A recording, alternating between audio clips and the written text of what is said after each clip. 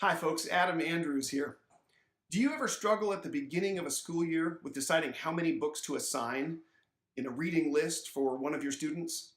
How many books is enough?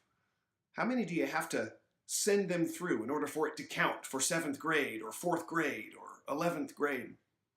Teachers often find themselves between a rock and a hard place on this issue because on the one hand, you can't really discuss or teach a book to your students if you haven't read it yourself. And on the other hand, we've got more things to do in this life than just read books, don't we? The laundry, the grocery shopping, the other job. Things crowd in on our time, and there are only 24 hours in a day. Even if you spent all 24 of them reading, in some cases you'd have a hard time keeping up with those kids who don't have anything better to do. A couple of ideas might really help you solve this problem.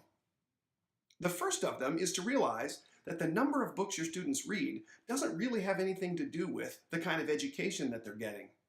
Education is not the completion of a book list. And if they cram through 12 titles over the course of the semester, that doesn't actually mean they've accomplished anything. It's the quality of the reading and discussing that they participate in that counts.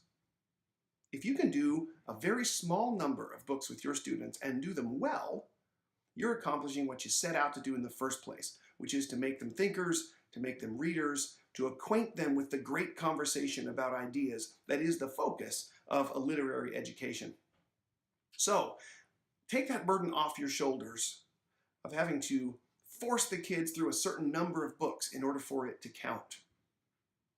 The second idea that might help you is that the proper techniques that will enable your students to get the most out of the books that they read are ready at hand, easily accessible. Leading a student through a powerful Socratic discussion of literature is not as hard as you think. A handful of simple questions can get the student thinking about the books that he's reading in a deep and profound way. Questions like, who is the protagonist?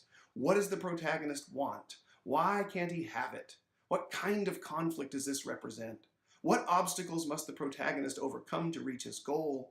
When does he overcome these obstacles? What events lead to the climax and resolution of the story? And above all, what is the author saying about life by arranging the details of his story this way? If we can teach our students to ask those questions in discussion with us, it doesn't matter how many books they read. If they learn to ask those questions, they will eventually ask them of the books that they read on their own, in their own spare time. In the long run, what we're trying to do is prepare our students for a lifetime of reading, to read books without our permission, without our oversight, to read books in their own time. Much better if we spend the time that we have with them teaching them how to read well. And for that, endless repetition is not necessary. It's not necessary to go through 25 titles before Christmas. What's more important is to go through a handful of carefully chosen titles and do them well. Ask the right questions, lead those students into the right kind of conversation. I think it's helpful if we consider our educational efforts as preparation rather than as stockpiling the student's mind with facts. Let's use Mark Twain's Huckleberry Finn as an opportunity to prepare students for a lifetime of reading correctly, and take the opportunity afforded by that great novel to teach them the principles of good reading, the principles of literary thinking, the principles of Socratic questioning. So when you go to the beginning of the school year and decide to plan your curriculum, choose a number of titles that you can effectively read along with those students and discuss thoroughly with them. I like to encourage parents to do a little math problem in this connection. Decide how many hours you actually have to discuss literature with your students. Divide those hours into a certain number of books. In other words, find out how many books, given those hours, you can actually read, and assign that number of books to be discussed with your students. You may think that that number is surprisingly low, maybe illegitimate because it's so small.